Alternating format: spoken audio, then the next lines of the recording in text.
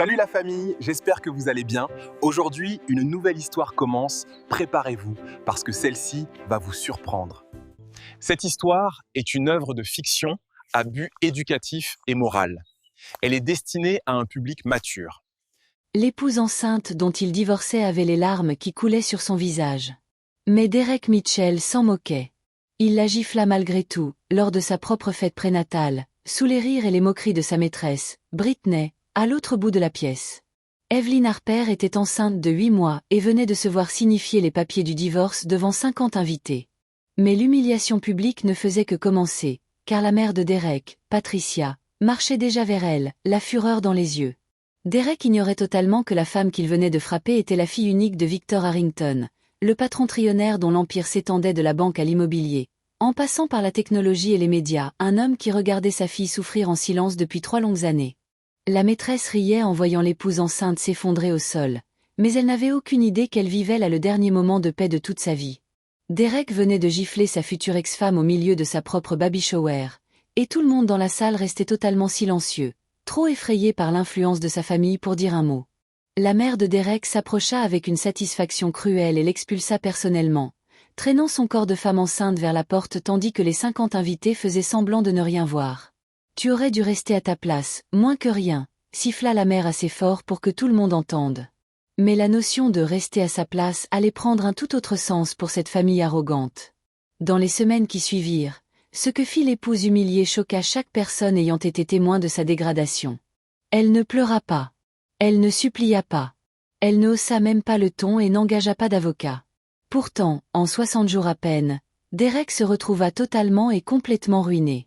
L'empire de la construction de sa famille, pesant 100 millions de dollars, s'effondra sans prévenir. La maîtresse ricaneuse fut abandonnée, sans plus rien, pas même les vêtements qu'elle portait. Et la mère, qui avait mis dehors une femme enceinte lors de sa propre fête, en fut réduite à mendier sur les réseaux sociaux pour que des inconnus l'aident à acheter des provisions. Comment une femme enceinte, silencieuse, en sang et humiliée, a-t-elle pu démanteler un empire entier sans jamais élever la voix?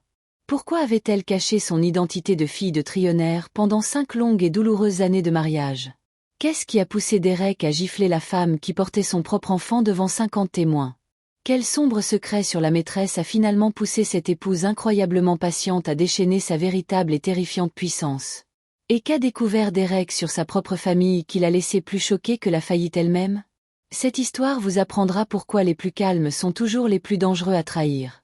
Pourquoi il ne faut jamais confondre patience et faiblesse, et pourquoi la personne qui vous sert votre café aujourd'hui pourrait posséder l'immeuble où vous vous trouverez demain.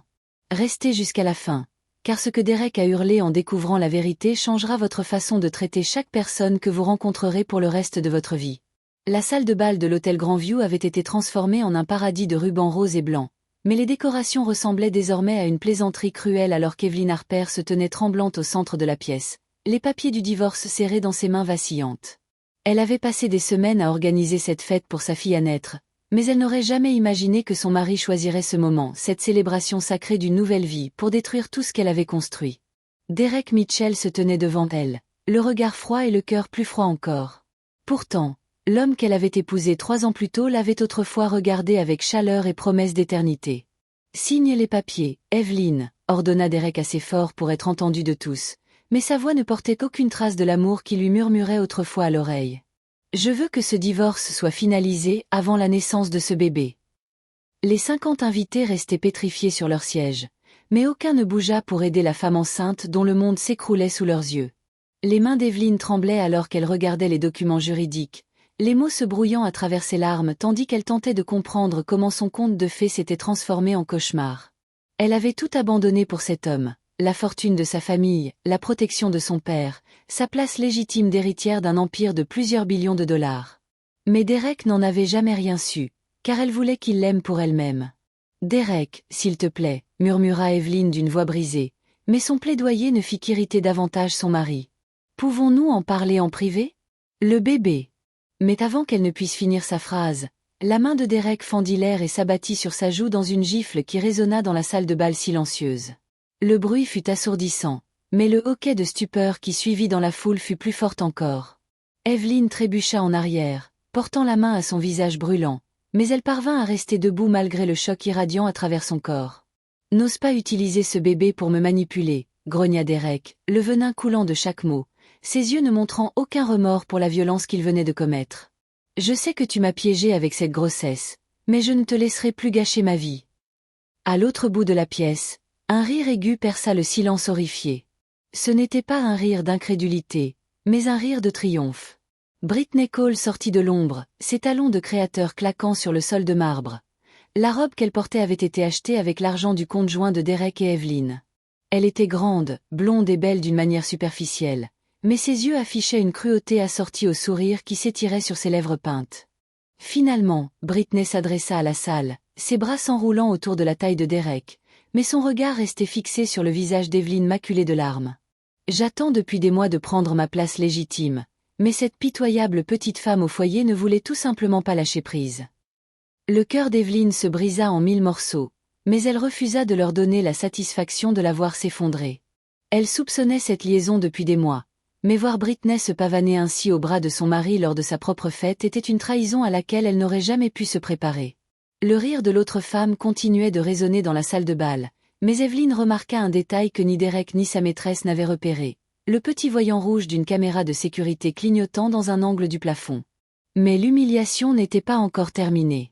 Patricia Mitchell, la mère de Derek, se leva de son siège à la table d'honneur, les traits tordus par le dégoût. Mais sa colère n'était pas dirigée contre son fils pour sa violence. Elle visait directement Evelyn. La femme plus âgée n'avait jamais approuvé le mariage de son fils avec une moins que rien, et elle n'avait toléré Evelyn que parce qu'elle pensait que la jeune femme donnerait un héritier à la famille Mitchell. Espèce de fille sans valeur, siffla Patricia en marchant vers Evelyn, pointant un doigt accusateur, ses bijoux de créateur scintillant sous les lumières du lustre. Tu n'as même pas été capable de rendre mon fils heureux, et tu espères que nous célébrions ta grossesse ?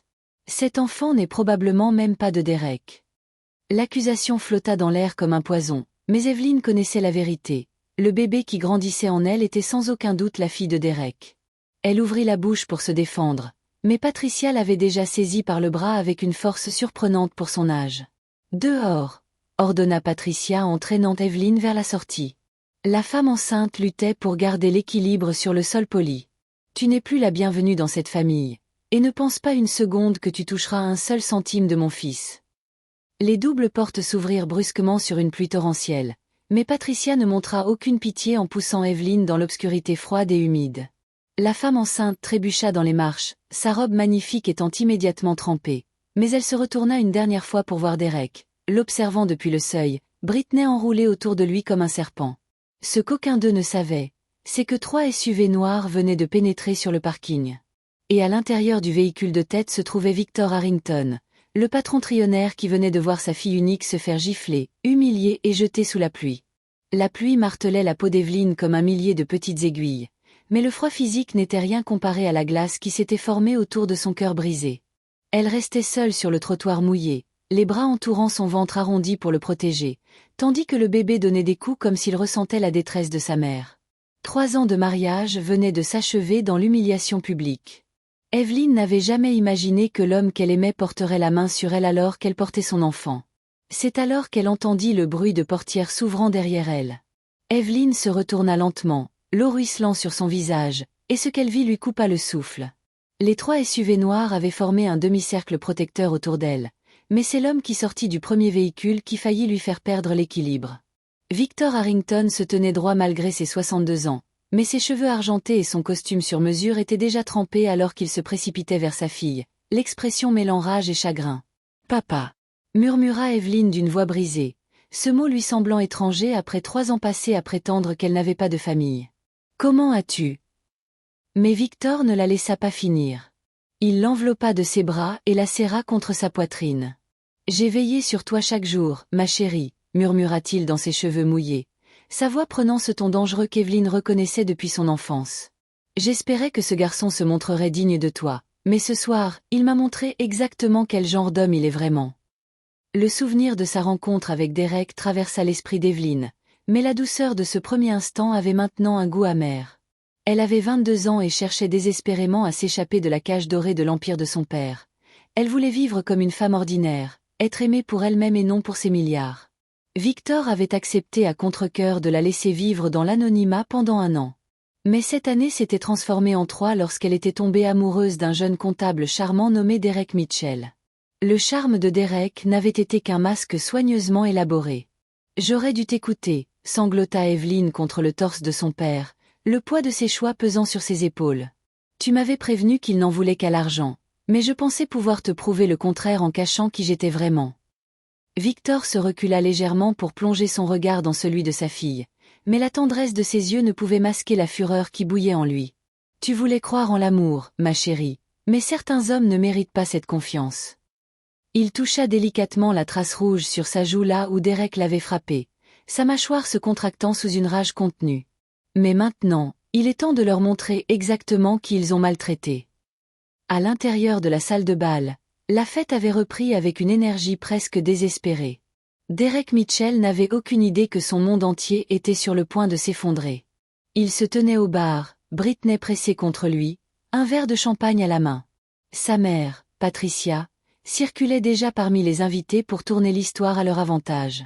Elle dépeignait Evelyn comme une chercheuse d'or mentalement instable, mais les caméras de sécurité montées dans chaque coin de la salle avaient capturé une vérité bien différente. Soudain, le téléphone de Derek vibra avec une notification urgente. Il jeta un coup d'œil à l'écran avec une légère irritation, mais le sang quitta son visage à la lecture du message de son patron chez Henderson Financial Group. Le texte était bref mais dévastateur. Réunion d'urgence demain matin. Ne sois pas en retard. Ce que Derek ignorait, c'est que Henderson Financial Group était une filiale de Harrington Industries, et que Victor Harrington venait de passer un appel téléphonique crucial. Pendant ce temps, Britney parcourait son propre téléphone avec un sourire suffisant, mais son expression changea lorsqu'elle remarqua que son compte Instagram avait été suspendu sans explication.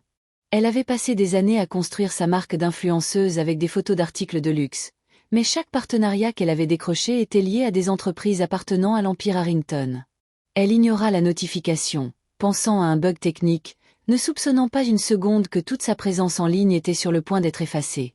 Patricia Mitchell, inconsciente de la tempête qui s'abattait sur sa famille, continuait de tenir salon parmi les invités fortunés, racontant comment elle avait sauvé son fils d'une terrible mariage. Elle se vantait de la réputation prestigieuse de la famille Mitchell, mais elle n'avait aucune idée que le nom Harrington portait plus de pouvoir que 100 dynasties Mitchell réunies. La femme plus âgée avait toujours méprisé Evelyn pour son absence apparente de relations familiales, mais elle était sur le point de découvrir que certaines familles préfèrent exercer leur pouvoir depuis l'ombre. Pendant ce temps, dehors sous la pluie, Victor Harrington aidait sa fille à s'installer dans l'habitacle chaleureux de son SUV avec une douceur protectrice qui contrastait violemment avec la vengeance brûlant dans ses yeux. « Que se passe-t-il maintenant, papa ?» demanda Evelyn en s'installant sur le siège en cuir, sa main restant pressée contre son ventre où sa fille donnait toujours des coups. Le sourire de Victor était glacial lorsqu'il s'assit à ses côtés, mais sa main rejoignit celle d'Evelyn avec une chaleur paternelle. « Maintenant, ma chérie, nous allons rappeler à Derek Mitchell et à sa famille pourquoi le nom Harrington est craint dans chaque conseil d'administration de ce pays. » Il marqua une pause alors que le SUV s'éloignait de l'hôtel, mais ses mots suivants firent frissonner Evelyn malgré la chaleur du véhicule. « Mais d'abord, je veux qu'il comprenne exactement ce qu'il a perdu lorsqu'il a levé la main sur ma fille. » Le convoi de SUV noir disparut dans la nuit d'orage. À l'intérieur de la salle de bal, Derek Mitchell riait d'une plaisanterie que Britney venait de raconter, ignorant totalement qu'il venait de gifler la femme dont le père pouvait le détruire d'un simple coup de téléphone. Mais la destruction ne viendrait pas d'un appel. Elle viendrait comme un ouragan. Le soleil se leva sur la ville comme une promesse dorée de nouveaux départs. Mais pour Derek Mitchell, cette journée marquerait le début de sa destruction totale et absolue. Il entra au siège du Henderson Financial Group avec sa démarche arrogante habituelle, mais la réceptionniste, qui l'accueillait normalement avec un sourire chaleureux, ne daigna même pas croiser son regard. Le trajet en ascenseur vers l'étage de la direction lui parut plus long que d'habitude, mais Derek écarta son malaise, le mettant sur le compte de la tension de la veille. Pourtant, rien n'aurait pu le préparer à ce qui l'attendait derrière les portes de la salle de conseil. 12 cadres étaient assis autour de la table en acajou verni, avec des expressions allant de la pitié à une satisfaction à peine dissimulée. Mais c'est l'homme en bout de table qui glaça le sang de Derek. Il n'avait jamais rencontré Victor Harrington en personne, mais tout professionnel de la finance dans le pays connaissait ce visage. Le patron trillionnaire dont l'empire contrôlait des banques, des conglomérats médiatiques, des firmes technologiques et des parcs immobiliers valant plus que le PIB de la plupart des nations. « Monsieur Mitchell », dit Victor d'une voix aussi fluide qu'un vieux whisky, mais 2 fois plus enivrante. Veuillez vous asseoir. Nous avons beaucoup de choses à aborder. Les jambes de Derek se déplacèrent mécaniquement vers la chaise vide, son esprit luttant pour comprendre pourquoi l'homme d'affaires le plus puissant d'Amérique siégeait au conseil de son entreprise. Monsieur Harrington, c'est un honneur inattendu, mais je ne suis pas sûr de comprendre pourquoi. Vous n'êtes pas sûr de comprendre pourquoi je suis ici, interrompit Victor avec un sourire froid, ses yeux ne dégageant aucune chaleur. Alors, permettez-moi de vous éclairer. Mais d'abord, je veux vous montrer quelque chose. Un écran géant au mur s'alluma, et l'image qui apparut fit s'arrêter le cœur de Derek. Les images de vidéosurveillance de la fête prénatale défilaient en haute définition, le montrant en train de gifler Evelyn tandis que Britney riait en arrière-plan. La vidéo ne s'arrêta pas là. Elle montra Patricia saisissant Evelyn pour la jeter dehors sous la pluie sous les yeux de Derek, le bras autour de sa maîtresse. « Cette femme que vous avez frappée, » continua Victor d'un murmure dangereux, « est ma fille. Mais je suppose que vous l'aviez déjà compris. » Le visage de Derek se vida de son sang, sa bouche s'ouvrant et se fermant sans produire aucun son. Son esprit revit chaque instant de son mariage, chaque fois qu'Evelyn avait enduré ses plaintes concernant l'argent, chaque fois qu'elle avait caché sa douleur derrière un sourire doux, préférant l'amour au luxe. Il n'avait jamais soupçonné que sa pauvre femme orpheline était l'unique héritière d'un empire trillionnaire. « Je ne comprends pas. » Bégaya finalement Derek d'une voix faible. Evelyn m'a dit qu'elle n'avait pas de famille. Elle ne l'a pas mentionné parce qu'elle voulait être aimée pour ce qu'elle était, et non pour ce qu'elle possédait, trancha Victor avec un dégoût dégoulinant de chaque syllabe. Mais vous n'avez même pas été capable de remplir cette simple tâche. Il se pencha en avant, les mains jointes sur la table, sa posture dégageant la puissance contrôlée d'un prédateur prêt à bondir. Ma fille a tout abandonné pour vous, son héritage, sa famille, sa place dans la société. Et vous avez remboursé sa dévotion par l'infidélité et la violence. Mais Victor n'avait pas fini de porter ses coups dévastateurs. À compter de ce matin, le Henderson Financial Group est sous une nouvelle direction, annonça-t-il en désignant les cadres autour de la table. Mais ce n'est que le début de vos problèmes, monsieur Mitchell. Il fit glisser un dossier vers Derek, dont les mains tremblaient trop violemment pour l'ouvrir. Dans ce dossier, vous trouverez des documents indiquant que votre hypothèque a été rappelée pour un remboursement immédiat. Et puisque je possède désormais votre banque, j'ai bien peur qu'aucun délai ne soit accordé.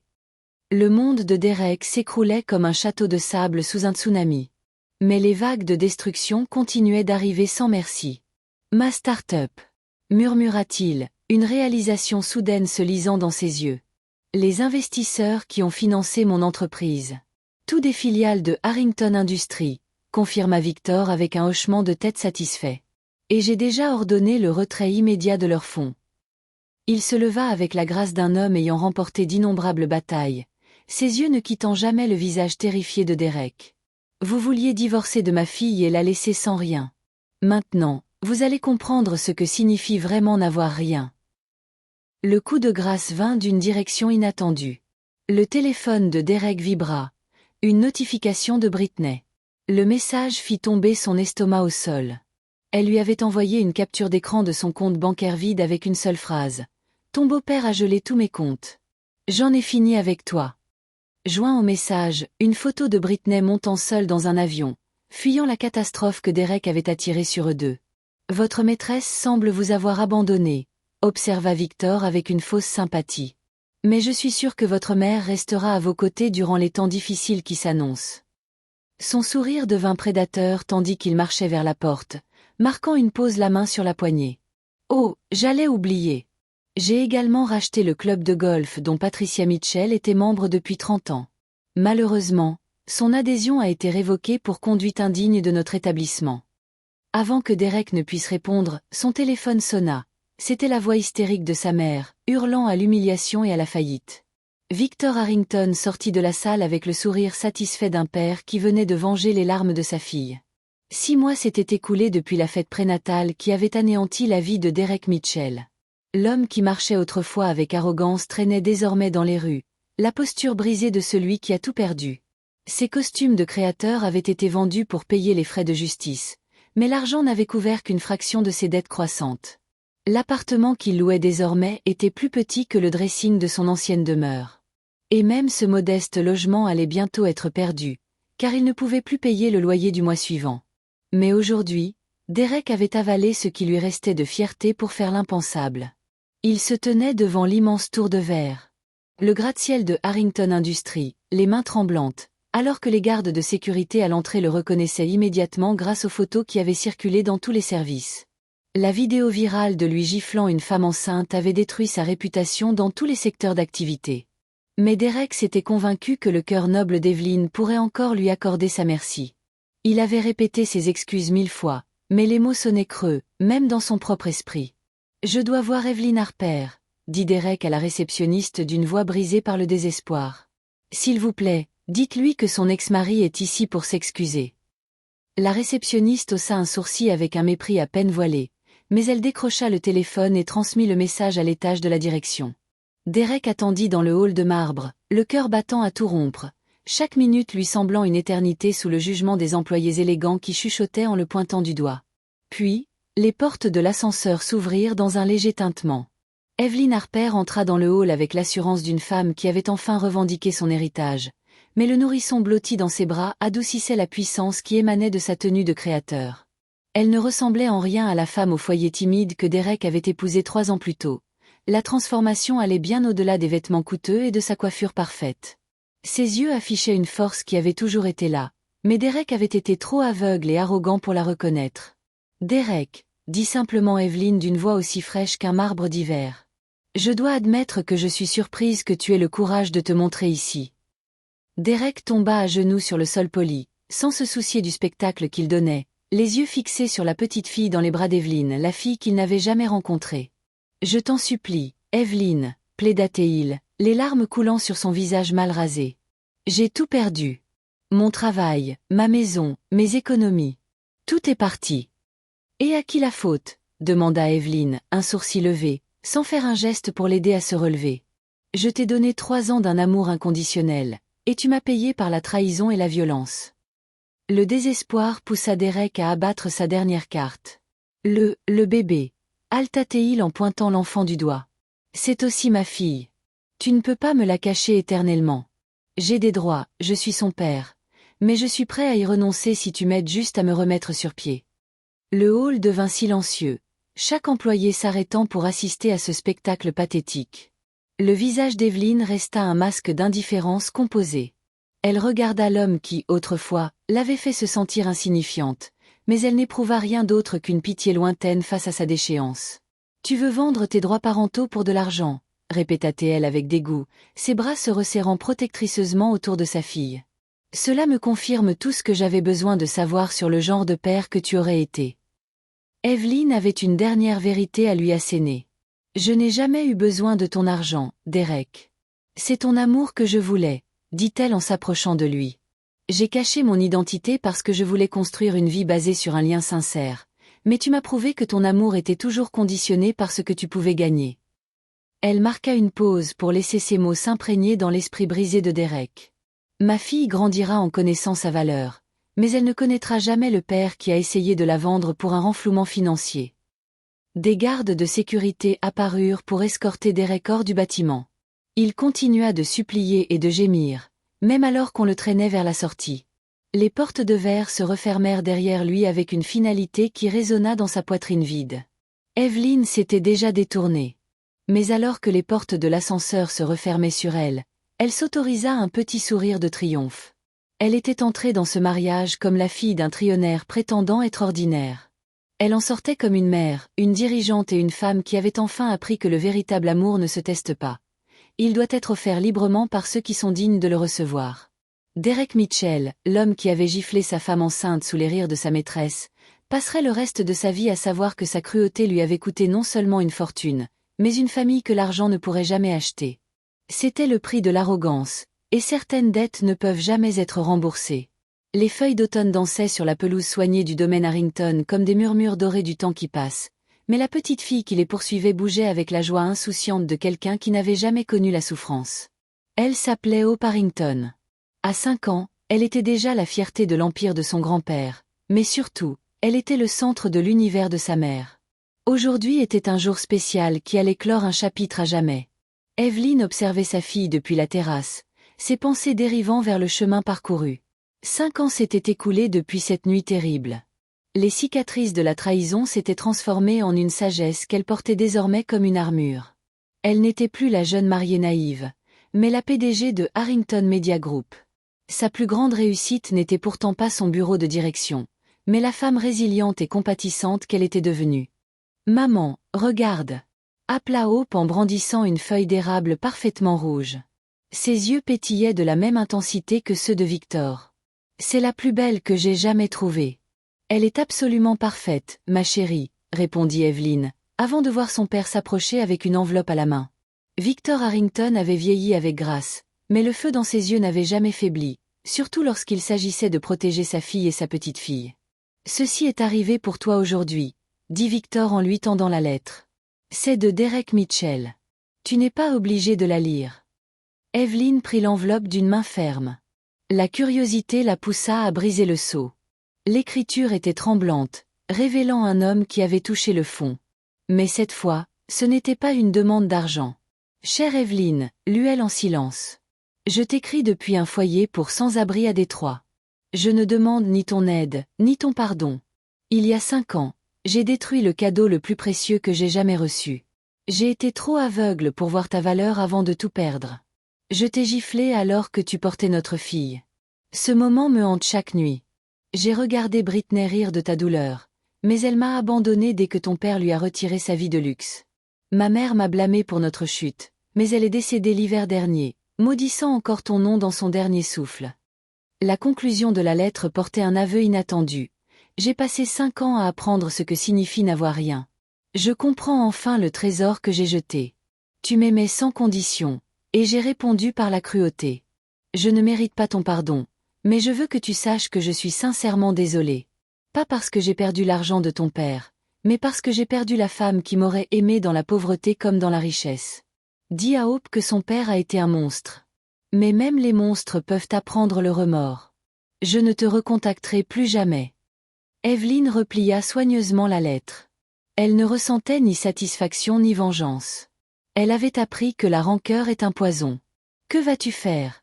demanda Victor. « Je vais prier pour qu'il trouve la paix, » répondit-elle. « Mais je vais aussi apprendre à ma fille que certains ponts doivent rester brûlés pour notre propre protection. » Elle s'appuya contre l'épaule de son père, les yeux fixés sur la petite fille qui représentait tout ce qu'il y avait de bon dans son histoire. Derek lui avait appris que tout le monde ne mérite pas d'accéder à notre cœur. Mais il lui avait aussi montré la mère qu'elle devait devenir. Hope revint vers eux en courant, les bras chargés de trésors d'automne. Son rire résonnait comme des cloches annonçant une nouvelle saison. Evelyn comprit enfin que son histoire n'avait jamais été une question de vengeance, de richesse ou même de justice, mais une découverte de sa propre valeur.